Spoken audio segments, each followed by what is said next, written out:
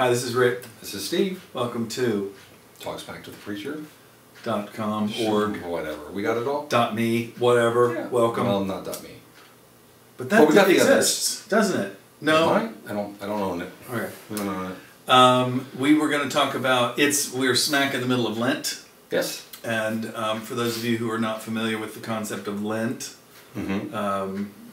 ancient Christian church thing, started in however many hundred AD, and the idea of the 40 days in the wilderness, or the 40 years in the wilderness, or the 40 days of rain, or whatever gigantic period of cleansing or focusing or removing the old and moving to the new or whatever. Right. So the church came up with this idea that we're going to have 40 days before Easter to look within ourselves, cleanse, purge something, purge, make room, valuable, reflect. Yeah, the whole thing. Yeah, like that. Focus, right? Yeah. Hence the idea of put aside those things that distract. Focus on what matters. That kind of thing. I'm not going to have any fun, and I'm not going to eat chocolate or meat or whatever. Right. So this Lent we are doing, for Journey's Lent Lunch series, a series of discussions called Atheism for Lent. And somebody was saying that they had said, what is atheism for Lent? Right. The idea is, and it comes from a guy named Peter Rollins, who's an Irish theologian and philosopher, and he said, well, what if we gave up God for Lent? That'd be controversial. Well, the idea... Well, I mean, no, it's weird. Well, like last year, the year before, Stephen Colbert, who's a Catholic, gave up Catholicism for Lent. Became Jewish for Lent. He quit being a Catholic for Lent.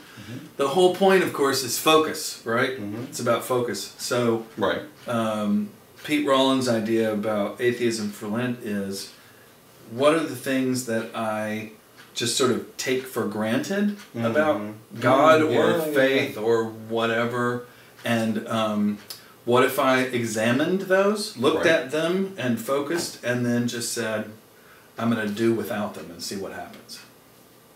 Kind of like a Christmas story. What would your life be like without something? You kind of reflect on that. Oh, yeah, I hadn't thought about it that way. That's a good thought. Spirit of Lent without God.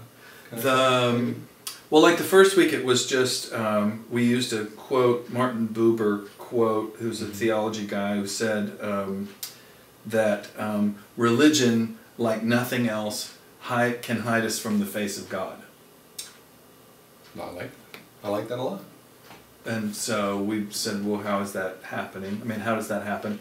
And then week 2, we took various silly religious icons and toys and things and said, let's kick the tires of what the purpose of religion is. Right. And so we talked about it's there to give comfort, or it's there to provide control through fear and intimidation and through reward. So that's as far as we got. Any suggestions for week 3, which is next week? We didn't do one yesterday, which was Wednesday, because it's spring break. Okay. We haven't really written week 3. But I got days and days to come up with the discussion topics. That's a good question. Maybe we can solicit some responses? Please, that would be great. Yeah. The idea of giving up God, which doesn't necessarily mean giving up faith. Right. But like, I'm atheistic for Lent in that I'm not going to cling to the answers and the beliefs and the doctrines that I just automatically have. So I'm going to be willing to look at them from outside as opposed to like that. Like, get out of your head.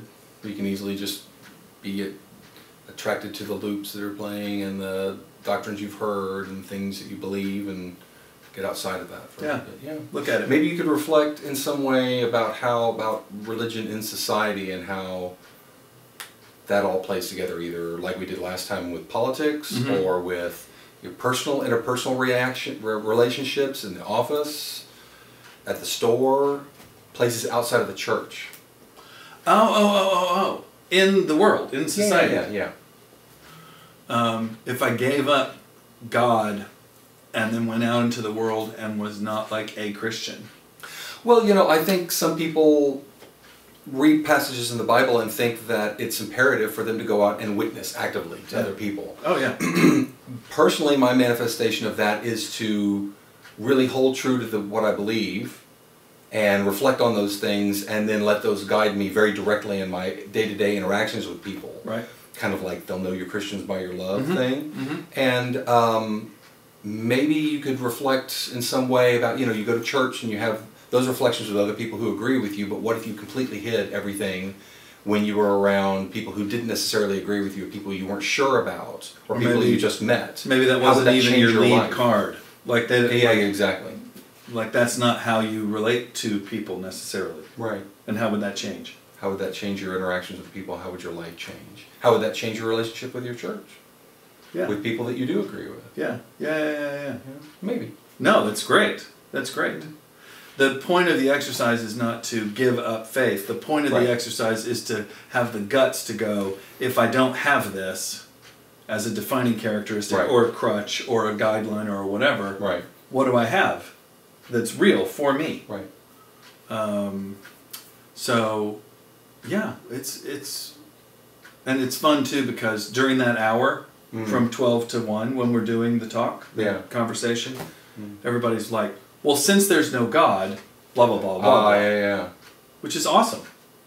It's nice to just say that and not get struck by lightning. I don't know, for those of you who are participating in this website, that may feel weird. For others of you, it may feel great to go, oh, finally, somebody said, well, since there's no God, then blah, blah, blah, blah, blah. But FYI, for a lot of good Christians, that's, you would never say that. Well, it's dangerous territory.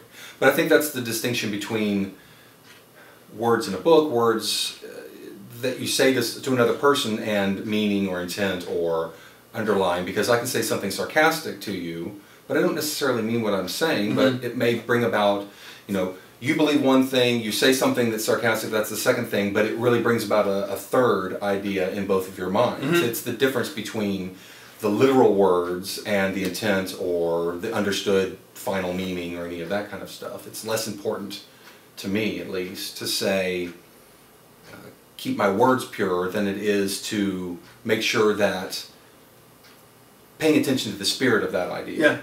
Yeah. But I don't profess that for everybody, so. Well, and your words are definitely not pure. They're bad. I'm sorry. Mine too. Yeah. I love that.